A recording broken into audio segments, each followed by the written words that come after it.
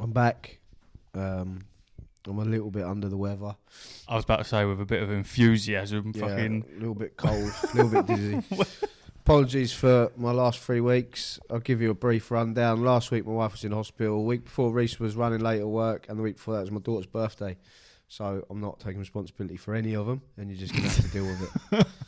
But here I am. Here you are. Here to talk about wonderful computer games again. Where do you want to start? Black Myth Wukong has won Golden Joystick Game of the Year award. Has it won that, yeah? Yeah, and I don't. Obviously, that's not the big game award thing. I don't think. Was that what was the ones that was announced? The nominations, was that the joystick one? No, that was actual Game of the Year awards. Yeah, they quite surprisingly they had Ballataro in there, which is a poker roguelike game. Which this is the fucking list that I'd see. No. Yeah, so it's Astrobot. Yep. Ballataro or Ballatro, if you will. Black Myth Wukong.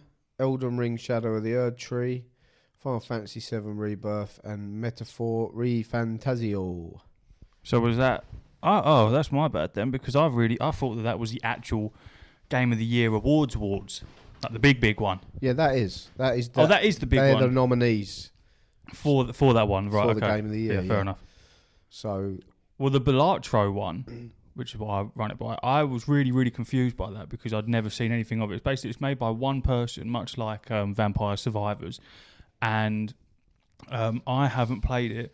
I've looked at a fair amount of shit for it. I know that Steam has something crazy like 40,000 overwhelmingly positive reviews for it, and my mate at work, Jay, I was talking to him about it because obviously it's about deck builders and shit like that, and he's gets a hard on for that kind of stuff. He's absolutely addicted to it. He absolutely loves it. I understand. It's my favourite genre, or one of them, the roguelike genre, which is what The Binding of Isaac is, and Enter the Gungeon, all them other weird little games that I've played. Brotato being a roguelike. But whenever I've looked at it, because I've been aware of it since it came out, but it just looks like poker. So I don't really see... And I've watched videos and it still just looks like poker. So as far as I'm aware, because I got Jay to explain it to me, it's you have your levels, and then you have your deck that you're able to build, and you basically have to you have to reach a certain amount of points that you get by using your deck, but there's also jokers which enhance the deck and give you different abilities and shit like that. And yeah, when you lose, you lose everything. You lose the deck and you start all over again. That's a really, really fucking torn down, basic bitch review of it. Yeah. There must be some secret sauce in there. Just making people gush. Poker-themed roguelike deck-building video game developed by local thunk and published by PlayStack. It was blah, blah, blah. Let me have a look, because it is difficult to actually, because when you look at the reviews, they're not most of them are like game is good. So that's not helpful. If you need a reason to stay up late while continually challenging yourself to do better in a game, then developer Local Thunk has a card game for you called Ballatro, taking the simple concept of poker and turning it right on its friggin' head. Local Thunk has put together a ridiculously addictive gaming experience that I literally had to pull away from to get this review done. I can't say that about a lot of games that cross my desk. Blah, blah, blah. If you can't tell what it is, let me break it down in a simple way. Ballatro is a card game that relies on buffs, upgrades, and a simple back-end system to drive an otherwise pedestrian poker game. I never knew this could be a thing with poker. Card games like poker are timeless, but now I must rethink how I play it. The base level gameplay design here starts with poker. You get your cards drawn, try to find your typical poker combinations, flushes, straights, pairs, etc., and go on from there. The from there part is driven by upgrades, buffs, and luck of the draw card multipliers. It's also the reason you'll be hooked to Ballatro. I could continue reading, but it's quite a long. It seems to go through the entire fucking. It's just an interesting poker game, isn't it? Let's be honest. An interesting poker game that where the jokers are all different and there's different buffs and shit that you can do. It's not my cup of tea. Well, I've got I've got a day at work tomorrow where I hope to do very little because it's basically for the wins. So I'll be taking my Steam Deck with me. Maybe I'll grab it and have a little look and see what it's all about. Well, it's £12, Yeah, I think. Exactly. Peanuts to big ballers like us. So it is cheapo. But so, yeah. I plan on playing other things. But yeah, obviously you don't need to ask my game of the year because I told you fucking months ago before this list came out. What, Fantasio? No, Black Myth Wukong was my game of the year. Was it? Yeah. It's You think it's going to get it? Oh, no, I don't think it will win. Because we know what's going to win. Final Fantasy is going to win. Oh, really? I think. Well, their Final Fantasy fans are going to vote. I was going to say Shadow of the Erdtree. Yeah, no, it's between them two. But Final Fantasy fans, there's billions of them. Thing is that I feel like Shadow of the Erdtree was an absolutely incredible. I would go further and say that it isn't a DLC because of how fucking large that it was. But technically, it is a DLC, and I kind of sit in the party of people saying that it shouldn't be up for Game of the Year. It should be in the DLC category or the ongoing game category, in a sense. The trouble is with the ongoing game category is they're all multiplayer games. Like it's just a flat out multiplayer, proper multiplayer as well. Which again, with the ongoing fucking game category, you've got Destiny 2 that's in there, which I feel like should be swapped out with World of Warcraft. Yeah. But World of Warcraft is too old. I think there's an argument for both because it's better than most AAA games in its own right. What, Shadow of the Erdtree? The DLC is better than most. Yeah. But then you can't play it without owning Elden Ring, so it is still a DLC. It's like a song winning album of the year. It doesn't really make sense. Yeah. Because it's part of an album. This is part of a game. Yeah. This is. I think they should just make an entirely new category for best expansion / best DLC or something. Well, I think they do. I swear they do have a category for. I don't think they do. But, and the thing is, this is the first time this has ever happened. So where was Phantom Liberty last year then? Because that should have won.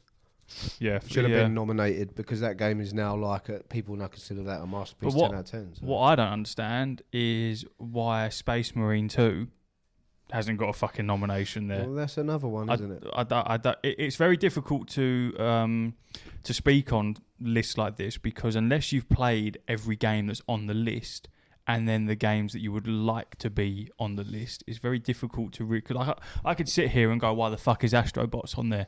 But I don't play it, and I haven't played this one either. So it might be fucking one of the best games that I'll ever play. Well, they were comparing it to like peak Mario, so it's going to be up there like with one of the best platformers. Yeah. I've played 4 of the 6 nominees. Is Black Myth Wukong the best? Technically, no. But is it the best game this year? I think so. Just because they come out of nowhere, this game just never ends. It's got unlimited fucking... Like the endings, the secrets, the discovery is just an absolute fucking masterpiece of a game. And oh my god, one of my favourite games of all time. It'd be in my top 10 if I did it again. Metaphor Fantasio, I'm about 25-30 hours in. I love the bones of it, but other things have grabbed me, so I'll have to go back to that at some point. But yeah, absolutely fantastic game. Final Fantasy Rebirth, I tried to get into it. It's just not for me. I smashed the Final Fantasy VII Remake out before this came out to try and, lead into it. It just, I don't know, I just burnt out of it. I'll probably smash this out before the next one fucking comes out. But Final Fantasy, I say, it'll just be a vote of popularity and it'll probably win because it'll have more fans. But yeah, then you're left with the card game, Balataro and Shadow of the Erdtree. So I think Final Fantasy VII will win. I want Black Myth Wukong to win. And then if they don't win, then I'd like Balatro to win just because it's a brand new company. And imagine that winning game of the year will be pretty mind-blowing. I'd like them to win just because it's one person that's made it. Yeah, it shakes up the apple tree, doesn't it? Yeah, a little bit. Especially when you've got other AAA developers that haven't even got a sniff at fucking nominations. You got one man, one band type shit. It's always good to see. Yeah, it's just we'll see. December 12th it is, so we will see in a couple of weeks, and we'll go from there. So what's the fucking difference between the Joy-Con and joystick? Sorry, just a different show, I guess. Just because I saw nothing of that. Golden joysticks Normally that pops up for me fucking around this time, but I saw Since nothing. 1983, Helldivers won 4 awards. Final Fantasy wins 4. Helldivers won 3. Balatro and Black Rift Wukong claim 2 each. So yeah, I don't actually know all the ins and outs of it. It just popped up, and I've been really busy, so I haven't actually had the chance to check all this stuff. Bruv, you've got to pull that mic close to fucking It's just losing my voice. Yeah, I've been really busy, so I haven't had a chance to check all this stuff, but we'll have a look at some point. What have you been playing? I guess just World of Warcraft. Yeah. Yep. Fuck all. What happened Nothing. to everybody on thing? Everyone's just What? disappeared. Yeah, because of WoW. the especially now because they've done a classic refresh. So they've brought out classic again, but they've refreshed the servers, so everyone's all back to fucking square one. They've done like a hard reset pretty much, and then added a couple of other quality of life improvements to it. So everyone's just smack bang on that. I'm not particularly interested in it. I might give it a go, but I'm not massively into it. Obviously, I bought the Division 2 again the other day, so I want to... I've got a weird hankering to fucking jump into some horror games. You know what I mean? You know when you get that We're on the same wavelength. that weird feeling? I am currently in my zombie apocalypse state. Yeah. I've transitioned. Have you looked at S.T.A.L.K.E.R 2? Yeah, I looked at that. It's Xbox only and PC only. So Oh, is it? Oh, I didn't even know that. I can play it on Xbox for Great. It's on Game Pass. Yeah. But I think it's a timed exclusive. I think it comes out. Well, it's 3 months exclusive, and then it'll be out on PlayStation. I think it's got a huge fan base. Stalker. It looks fantastic, but apparently it's going through a bit of that cyberpunk treatment. Where Yeah, there's it's a bit got of them mixed polishing. reviews and shit. So I might wait a bit, and then hopefully, if it comes out on PlayStation, by then it will be the good version. Yeah. But if any developer deserves a bit of time to sort it out, it's them, because they were creating that game when all this, because they're from Ukraine. Yeah, So they've been All dealing this with shit all happens, that shit that's happening over there. I think they even lost their studio and all sorts of stuff. That's just guess. I'm sure I heard something like that. But they've been proper through the mill. So if anyone deserves a bit of time to try and sort their game out, it'll be them.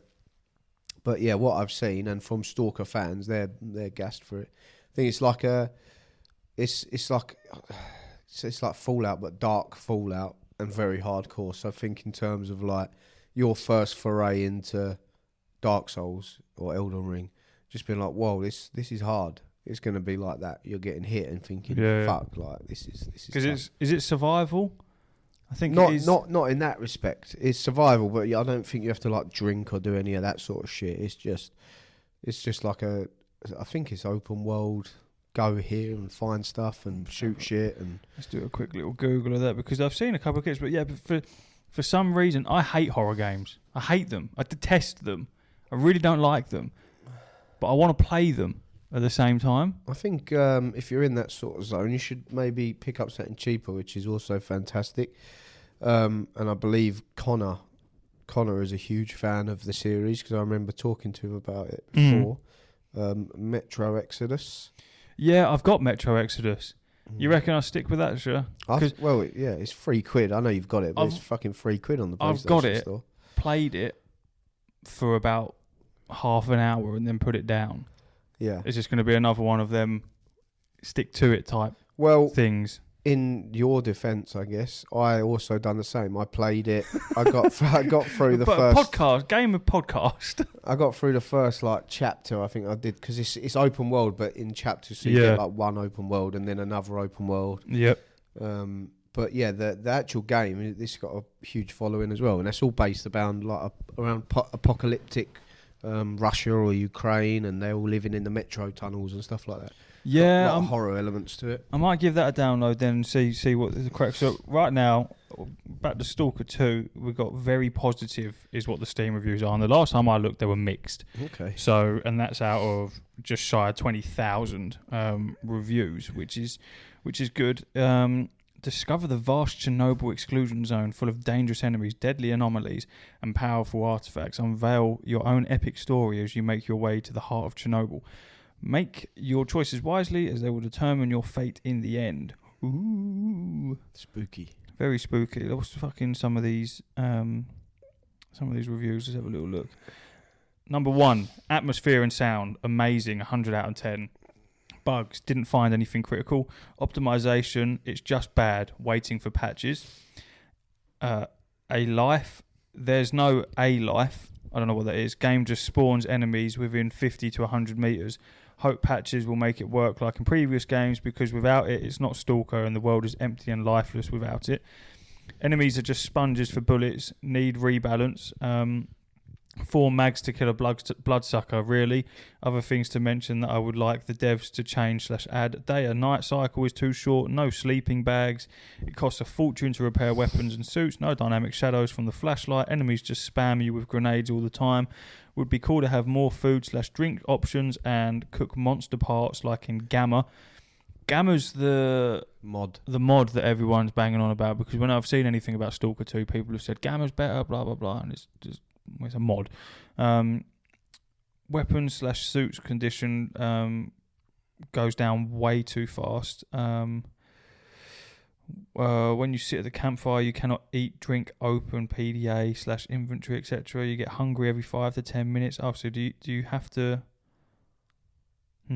That's put you off, isn't it? Yeah. I didn't know I hate that shit. I hate that shit. I hate it. Yeah, see, I quite like that. It stresses me out, but I like it. It gives me a good stress. It says, for now, the game is medium rare, waiting for the devs to cook it properly, and then it will be the game of the year for sure. Good game. My CPU's glowing in the dark now. Call itself Chernobyl's chosen one. I think when I was looking into it this week, a lot of the old Stalker games, they're like kind of got that Bethesda vibe where, like Skyrim, it just lives through its mods. That's the Stalker thing. And they've said that Stalker 2 is going to have mods as well, and on console. So what level of mods that will be, I imagine it'll be pretty impressive considering what I'm looking at for Baldur's Gate's mods. I was about to say Baldur's Gate's got fucking mods now, isn't it? Yeah, even for the console, they're very impressive. Xbox are a lot better for mods in all these games because, as I said before, Sony don't allow for asset changes because it gives people a leak in their security kind of thing. They can get into different files and stuff if they do that. So it's more like altering a chair into a tank or something. You can't really do that on PlayStation. Whereas on Xbox, they're a lot more lenient. So maybe I will look at it. It's on Game Pass. If I sub for a month and play it for a month, then you're sweet, yeah. Yeah, I'll just see what it's like. So maybe I'll do that. But at the moment, you know where I am. I'm in DayZ, baby. Of course you are. Of course you are. There's a new map out, which I purchased. The first new map in like 10 years or something crazy. It's called S.T.A.L.K.E.R. And you would hate it. It's deadly, it's dangerous, it's scary.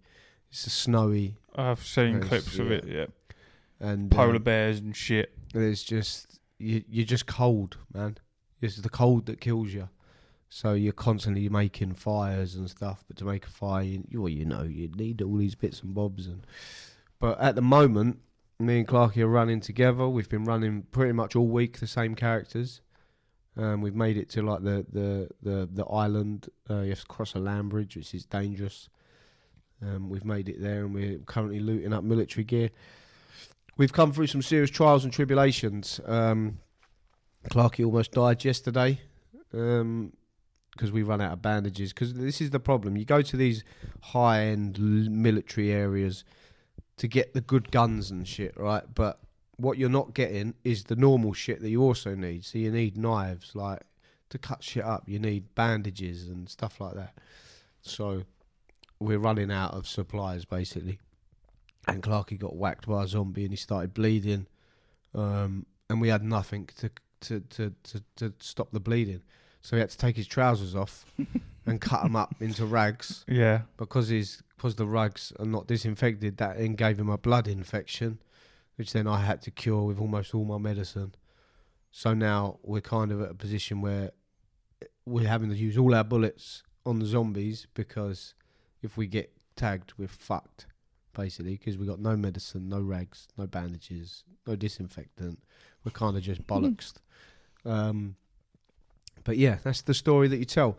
I managed to do something which DayZ tells you quite often in the loading screen, that the most powerful weapon in DayZ is your voice. I was in a building. Clarky was in another building, and he screamed, "I'm being chased by another human," he said. I said, "Come in here, sir." So he ran upstairs. Obviously, this geezer didn't know I was there. Clarky ran in, and quickly I had a lockpick, so I locked the door. Just as I locked the door, the geezer's tried the door, couldn't get in. And then he's like pretended that he's gone, so he's like ran down the stairs. But I know he sneaked back up because I can hear him shivering on the other side of the door. I can hear him going, ooh, ooh. So I was saying to Clarky, should I just shoot through the door with a shotgun and see if I can blow him up? He's like, nah, because you've only got one shot, and if you miss, then you're fucked. Then there's gonna be problems. So I will play you the clip that ensued. It's only short. Just I'll skip to the good bit. This is how it goes. You cold, bro? You cold? You're outside the door shivering, bro.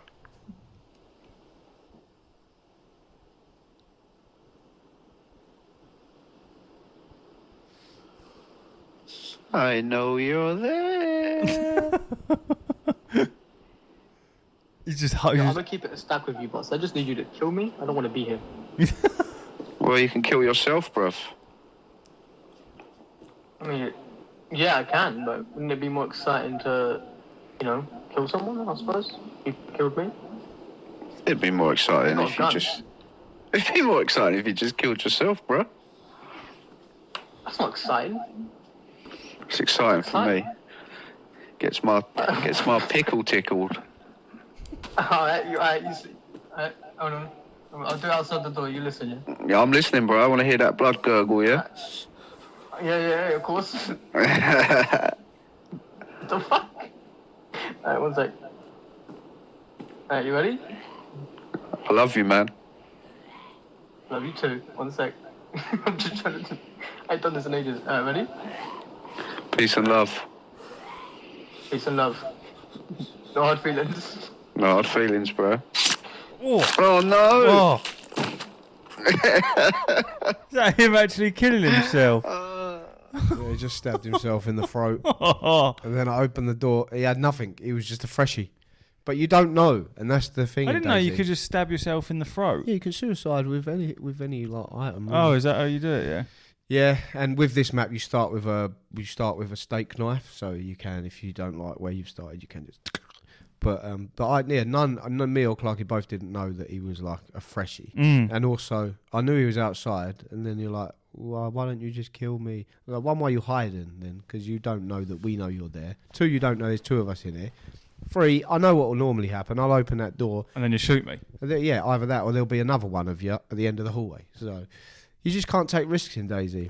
And I used my voice and got rid of the problem. There's a guy I follow on TikTok, and he plays a lot of DayZ, and obviously sticks with that rule of you can't trust anyone. And he makes a living just getting people to trust him and going on these crazy adventures and all this mental shit. And then at random points, he'll just turn around and fucking shoot people in the face. Like there was one, I think it was a group of like 4 people. And it was that map because they were being attacked by a polar bear. And fucking, so there's the 4 of them in a cluster. This polar bear comes out of nowhere and starts attacking them all. So obviously everyone's screaming, right? This geezer runs to the side, turns round, and there's 3 of them being mauled by a polar bear. Pulls out a gun and shoots one of them in the head, right? And then goes back to fucking, oh my God, there's a fucking polar bear here. All crazy. They all blast the shit out of this polar bear, kill that, and then turn around, they're like, oh my God. And then he says, he's like, I don't know what his name was like Darren or something. He's like, the polar bear got Darren. And then they all believe it. And then one by one, he just starts fucking popping them off as well. I was like, what the fuck? You're so crazy. That's the stories that you get to tell in DayZ, man.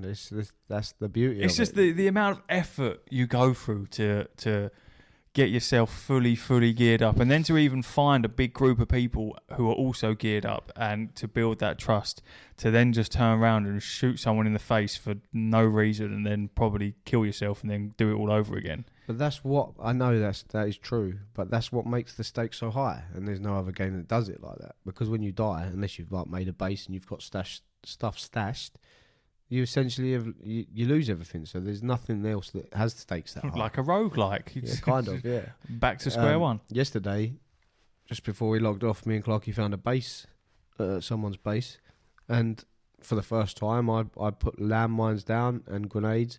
So I put 2 landmines down, 2 grenades on the floor. Then I unpinned a grenade, put that on the floor, and then sprinted away and blew up half of the barrier. And then we just had enough bullets to just shoot the rest of the base out. And we managed to break in. So we did our first ever raid on a base. Got in there. There was fuck all in there. There was a couple of boxes with some fuel and some axes and stuff. He's obviously just getting that base sorted, got that up, and then he's got some base supplies he's going to continue to build. But we've raided now. So I was going to log out in his base. But then Clarky advised me that if I do that and he comes back and builds it again, I'm stuck in there. Which is true. You would be stuck in there, yeah. I watched a geezer on YouTube yesterday. He's built like a wooden door that opens and closes in this barracks, and he's obviously got a combination lock on it, and he's left it open, and then he's like waited in this little room next to the door. Geezer's come in, gone straight upstairs. He's just gone out, locked the door, and he's just like, "I'm a prisoner now." There's literally nothing he can do. You literally can't get out. Unless you've got like 8 grenades on you and 400 bullets. Suppose you can't just punch the door, can you? No, you Because you can't. do your wrists. Yeah, in. you'll make your hands bleed. Like there's literally nothing you can do. So he was like, he was just asking him questions, and he said, "If you can sing like Kermit the Frog, I'll let you out." And he sang a whole song in the voice of Kermit the Frog, and then he let him out, and then they had a firefight, and then he lost anyway. And he lost. Done Still, him. good fun, man, and they're the stories that you get to tell, and it's great fun. And I'm having a great time. Psychopathic. Yeah, but this, that's what an apocalypse would do to a man, wouldn't it? Yeah. I suppose if you're eating human flesh and fucking chicken breasts. And that's the last thing that happened to Clarky before this life. He for some reason thought it was okay to eat human fat, and there's a lot of humans about at the moment because people are chopping them up and using their bones to make knives. So Clarky was finding these bits of human fat and eating them. And thinking that was okay. Or just eating them raw? No, he's cooking them. Cooking them up? Until he developed a little... Oh, the laughs, yeah. A little giggle, and he wondered why. So he blew his own head off. What happens if you continue with that? It's just a brain disease, I think. Is that it, yeah? It just gives away your position. I don't know if it kills you over time, or probably does. He just put a bullet in his head. No, he did. He pointed a gun at his head and then made me kill him. It was even more sick.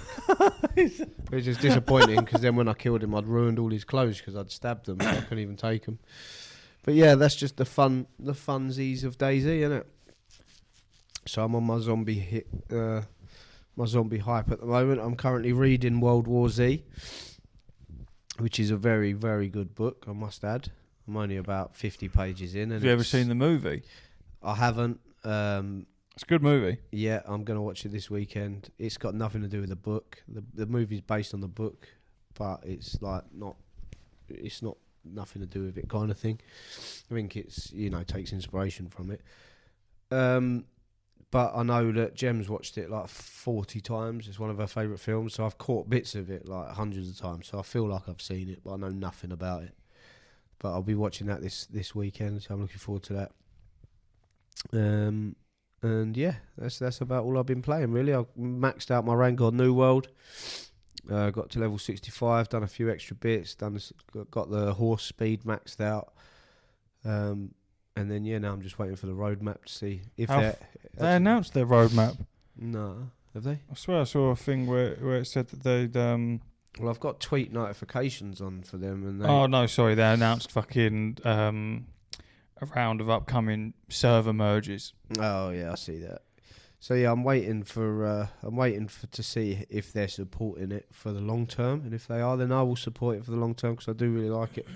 And if they're not going to support it for the long term, then I'll just fuck it off. You know what I did see? The PlayStation Portal beta announcement. Did you see that?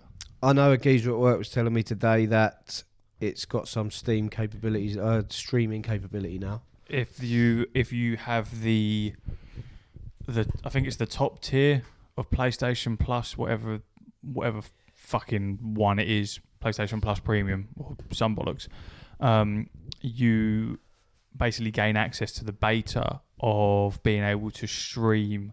I think it's like 120, 150 something games from the cloud without your PlayStation even being switched on.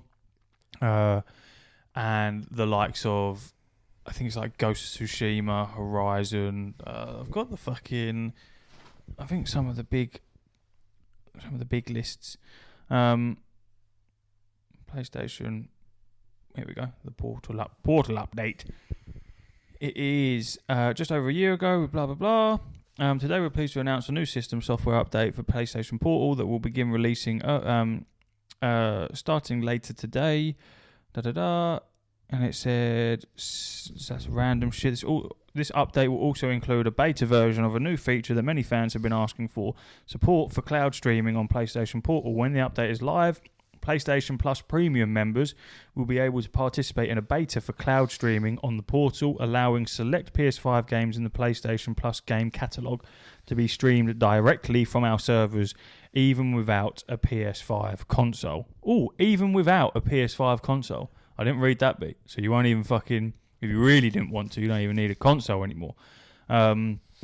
Since cloud streaming is beta on PlayStation Portal, the features available during the beta period may change over time and may not reflect the final experience. Over 120 PS5 games from the PlayStation Plus game catalogue, including Dave the Diver. I'm not about to read all 150, but including Dave the Diver, Ghost of Tsushima, Marvel's Spider-Man Morales, Monster Hunter Rise, and Ratchet & Clank Rift Apart. And streaming up to 1080p 60 frames per second. And I believe, what does it say there? Save data and game progress can be stored up to 100 gigabytes and will be automatically synced with your PS5 console, making it easy to switch seamlessly between local and streaming gameplay and between multiple devices. So it would also carry the saves over, which is quite cool. And where was it? It did have so to stream at 720p, it requires 7 megabits per second worth of a connection. And then to stream at 1080p, it requires 13 megabits per second. I don't know what the average 5G hotspot is. I'm sure I can Google that. Average 5G hotspot speed. So it says the average 5G hotspot speed depends on the network provider and location, but it can be around 150 to 200 megabits per second. Really? Yeah, fucking hell. Average download speeds 70 to 205 megabits per second. And then the peak download speeds 853.4 megabits per second plus. So what that means is if you're on 5G and you've got the portal and you hotspot it and you're in a half decent area, you'll be able to stream to its absolute capability. It's a step in the right direction, isn't it? But it's still streaming, isn't it? So I want one. It's still going to be input lag left, right and centre. I want one. But I also am waiting because I only would want, that was nice. I'd only want one for the to be able to play New World on the go, or games of that ilk. But it all depends on input lag, because whilst it doesn't matter too much if you're playing single player games, and you can play New World without fighting anyone, so that's fine.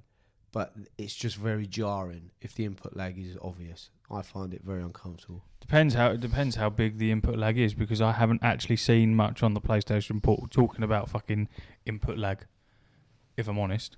Well, I've played the PlayStation Portal, but this was obviously before this became a thing. So it was essentially streaming from Matey Bob's PlayStation, which is on now at home. And he's at work playing it. His PlayStation's at home. I tried playing. He just booted up any old game, like Mortal Kombat as it was. And the screen tear, it was just, the pixels just disappear. It's just a fucking mess. and I'm pressing X and he's just like not doing anything for like a second, which don't sound like a lot, but it's a fucking lot when you press the button and nothing happens. But as I say, that's streaming from his PlayStation. This is streaming from the cloud. So theoretically, this would be a lot better, but until you actually try it, it's hard to tell. But it's a step in the right direction nevertheless. In reality, what you want is the PlayStation Portal to be able to access your library of games, much like the Steam Deck. So I've got God of War Ragnarok on the PlayStation 5. I've got PlayStation Portal. I can stream it through the cloud or the PlayStation. Or I can just download it onto my Portal and play it natively on there. Yeah, That's but what you then want. you're not going to have the fucking... You'd have to completely redesign the Portal. Well, this is what I mean, but that is how they should have designed it in the first place. They should have made the Steam Deck, but in the PlayStation Portal aspect. So you can access your library and download the games onto it or stream them. Yeah, but then you'd probably be throwing on another 100, 150 quid minimum onto that price. In reality, it's not that expensive anyway, though. If I could have a PlayStation that I could download my games onto and play on the go or at home while Jem's watching a film, I would buy it. 100%. But at the same time, if you eliminated the input lag aspect of it, you wouldn't need that full stop because you just fucking stream it. That's true, but then if you're not in a place with good internet, it's useless. Useless bit of kit. If I took that to Ireland with me, it's no good to me. Yeah. I think it's good. It's definitely a step in the right direction. I just wish they'd done what I said. I can see what they're doing, but at the same time, there has to be a point where you go, right, okay, well, you're in 2024. Realistically, most of the world has decent internet. I don't know if that's a fucking blasé statement or not, but you have to assume that most people have access to decent internet to then almost come up with a product that compensates for the people that don't have internet. You at some point you have to go with the masses, and I feel like streaming is just that easier. Yeah, but it's not access. even that. It's like things like portals are for people that are going on trains or they're going on journeys. Like you're traveling, you're going on a plane journey.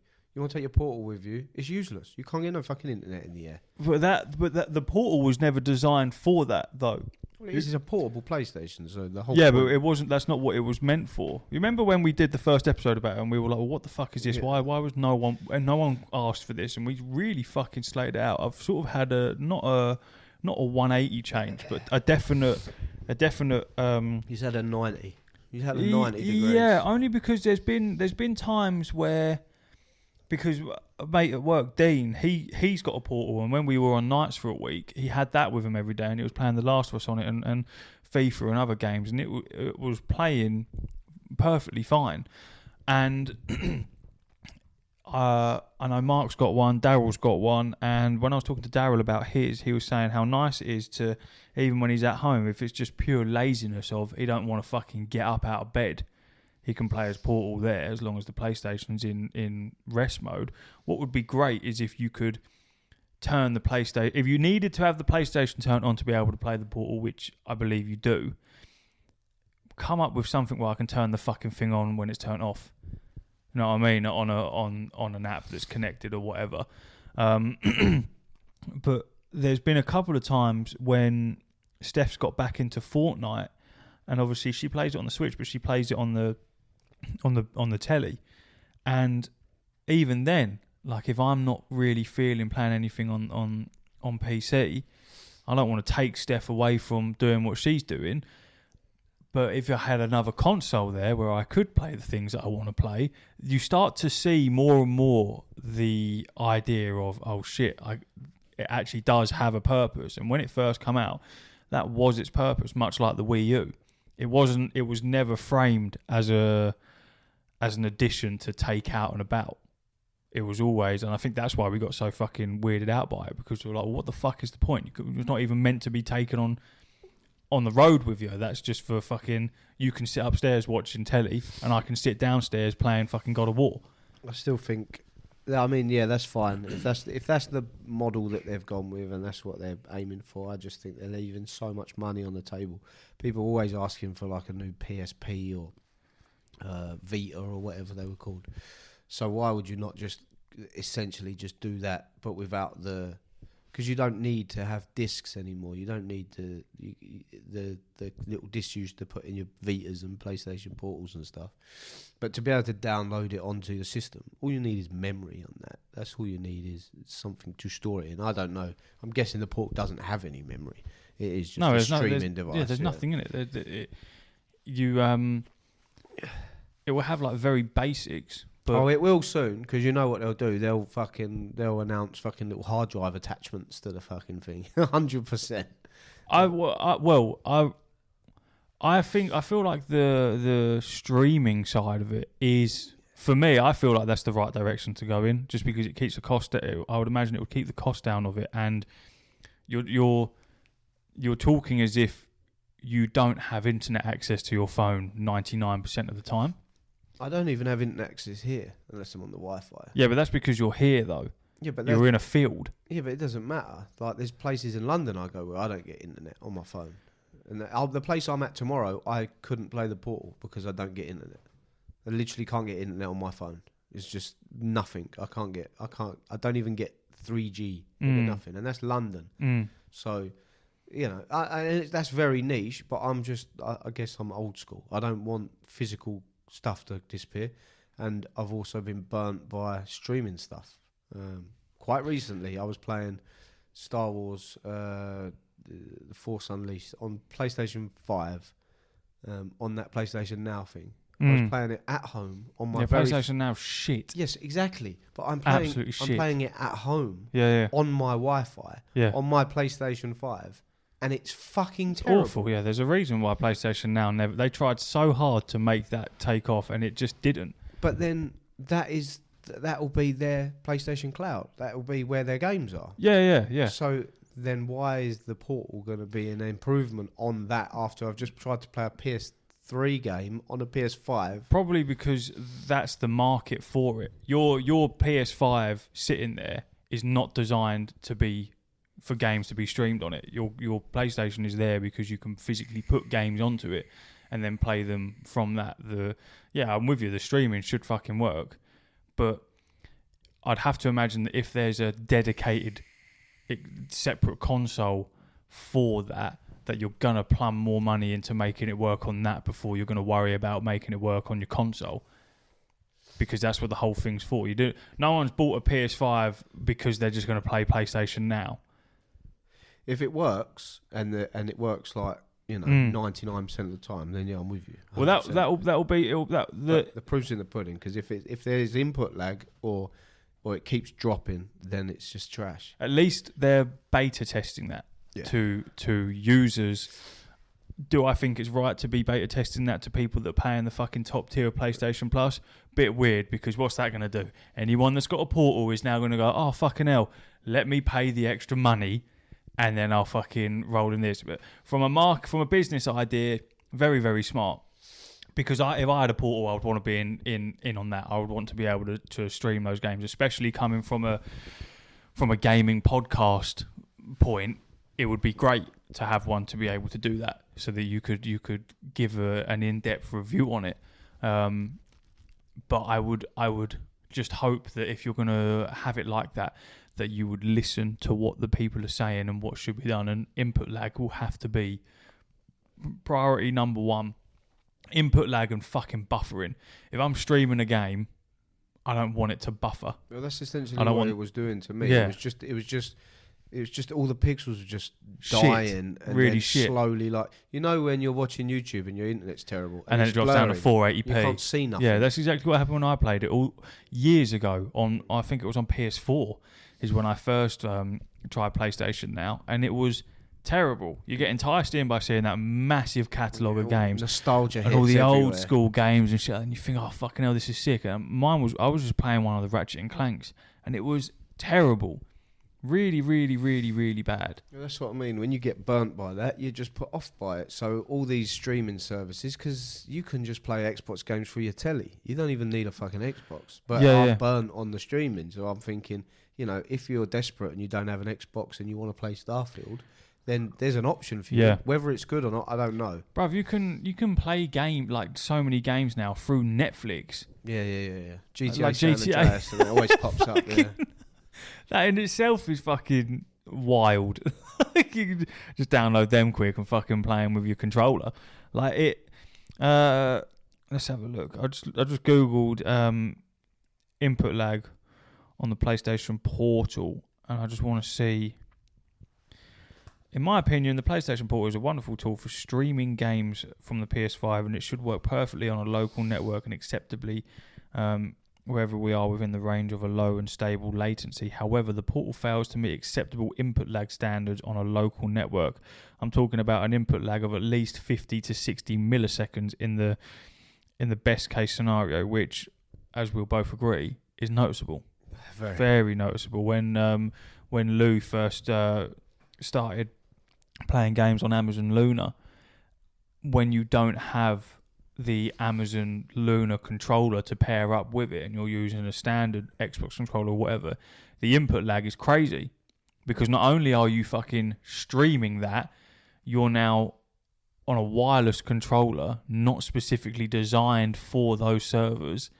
And then you know there's a problem because they came out with a controller dedicated for those servers that had its own dedicated servers that it would link up to reduce the input lag that was still there. That is that is, to be fair, I feel like if you can crack being able to stream a game with next to no input lag whatsoever or barely noticeable input lag, then that opens up a whole load of shit, because even down to little things like watching live television and shit like that, there's always a gap. Well, there's input lag on everything. Everything. The PlayStation 5, there's input lag on the control, but you don't notice it. It's impossible to notice because it's tiny. Because it's minimal. Yeah. But that's what they need to get it to. For it to be successful, they need no input lag. They need PS5 level of input lag, and they need the buffering to happen once a year. Mm-hmm. And be like, oh, this is fucking shit, but then never happen again for the year. That can't be consistent, because it's just your games are fucked.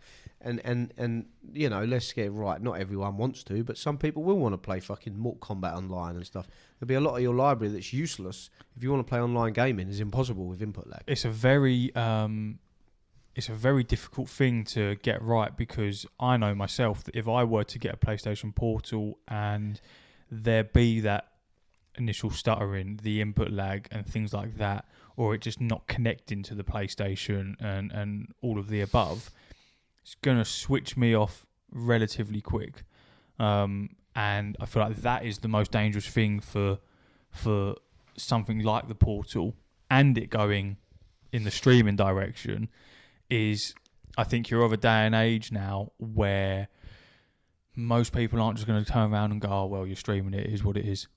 You like what you just said. If I'm putting the money into it, albeit 200 quid, that's still 200 quid for a fucking console that's cost me however much money they cost. I can't remember how much PS5 is. Then I want the fucking thing to work as it should. Yeah, or you know, you got to be realistic and be a human about it and be like, all right, I can accept issues, but they have to be once in a while. It can't be fucking every other day. This game's just fucked. It's jittery and it's fucking the button input isn't working. Like, you know, it can't just be falling apart on the screen. It has to be. It has to be working. And that's where Steam Deck just does everything so well. Obviously, I know you're downloading stuff onto it, but when I connect it to the dock and then I press one button on my PlayStation controller is connected to the Steam Deck, and there's no input lag. And that's two completely different systems, all working wirelessly. Fantastic. Yeah.